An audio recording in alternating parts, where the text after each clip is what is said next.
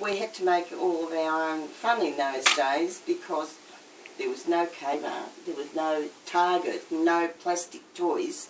And one of the things that we used as recreation, as well as feeding the family, was our back paddock. It wasn't our back paddock, it belonged to Mr.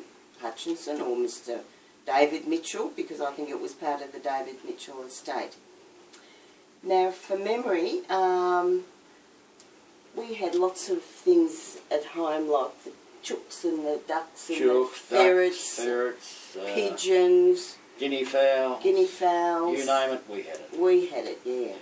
And Mum used to, and the chook pen was on the back fence, which was the borderline of the back paddock. So Mum used to let the chooks out on a regular basis with a little trapdoor down the back there, and the chooks would all go out in the back paddock and scratch around. Yeah, scratch around and feed. Yeah. And get their greens, as Mum said. It was good eggs. We lost a couple to foxes. Oh, did we? Yeah. Got them, yeah. Get in the back paddock. In the back paddock. So that's what one of the things that happened at the back paddock.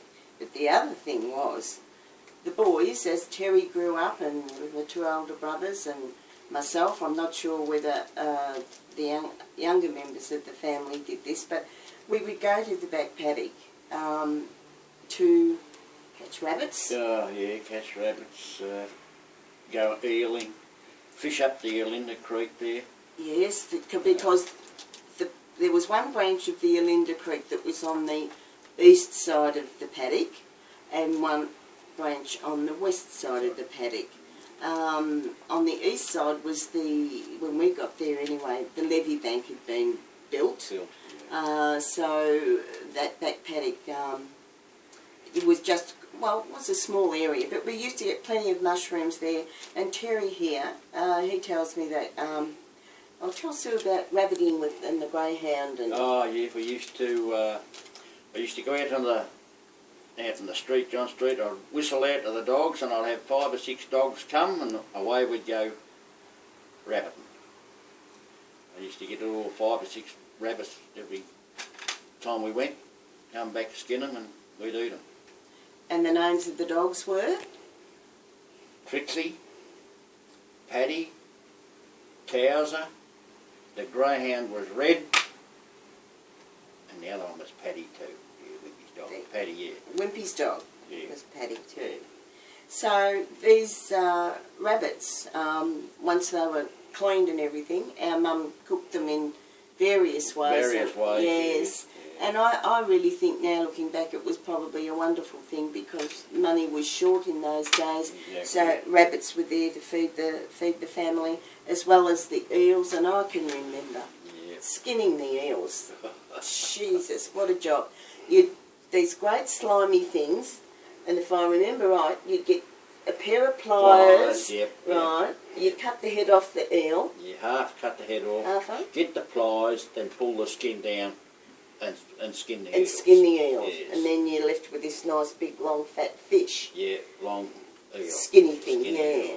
And Mum used to cook those for us. Mum used to boil them in boiling water first to get the fat out of them. With a drop of vinegar, if I remember. Then we'd fry them with in egg and breadcrumb. Yeah, and sometimes plain flour. Plain flour. Yeah. So the eels also. Beautiful white meat.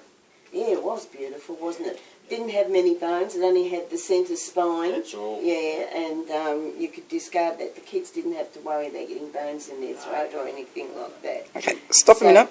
It was Brindle the cow, Mrs. Davies, next door. She had this beautiful browny, speckledy-looking cow, and often she would tether the cow in the back paddock so it could get some green grass as well as whatever else she fed it. And I do recall going through the back paddock, you'd get to Melbourne Avenue, which is called Melbourne Avenue now. It's a 3-chain road. 3-chain road. And it had a slip rail fencing along there. And I remember this day getting my leg over the fence and getting through, and I put my foot down, and there's this bloody big snake. Black snake. I nearly died. So you can remember. Yeah, black snake. Yeah. Black snakes over there? Oh, black snakes everywhere. Yeah. Because it was a floodplain, there was frogs, plenty of tucker, and there were snakes everywhere. Yeah, that's what I remember. That's the other little thing about the back paddock. Yeah. What about Brindle the cow? You milking Brindle her? the cow. Milking yeah, her?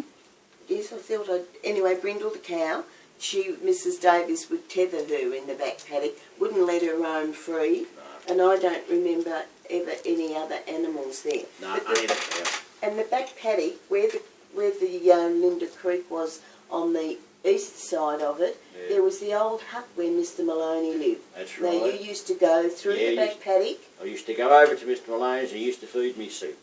Did he really? Yeah, and wherever they went when the Linda Creek flooded, I do not know, because there used to be 3 or 4 foot of water there. Oh, was there? Yep. Yeah. There was 2 of them, and one died. On the way home from the Linda Hotel one morning, it was real frosty, and he was found dead in the middle of the paddock. It was aboard. Diffus aboard. And that was one of the other Maloney, the Mick that I remember, Yeah, Mick Maloney. used to walk up John Street late in the afternoon with a sugar bag over his shoulder, That's right. singing. Yep. Now, Betty Gilson can remember the song that he sang, but I can just remember him singing. Now, he was an old man that we were never afraid of. No, never. No, he never did anything No wrong. harm And to anyone. nobody took the mickey out of him or anything. Oh, Mr Mick Maloney. So that was our back paddocks and stuff. It was good. Good fun.